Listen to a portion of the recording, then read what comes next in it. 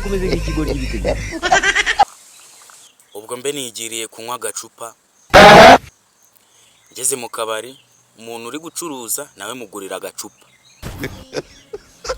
mugurira n'aka kabiri. Amaze kukanywa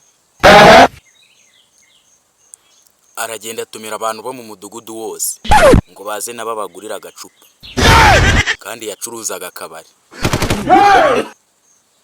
Barahageze inzoga barazinywa koko, barazinywa zishiramo, yari yasinze nawe. Nibwo yaje kubyuka agira ngo aho yaraye ntago ari iwe, ariko arebye neza asanga niho. Nibwo abantu baje kumwibutsa ko yaraye abaguriye agacupa abantu bose baba muri izo quartier. Nibwo twaje gusanga burya ngo hari abantu bagurira ari uko basinze.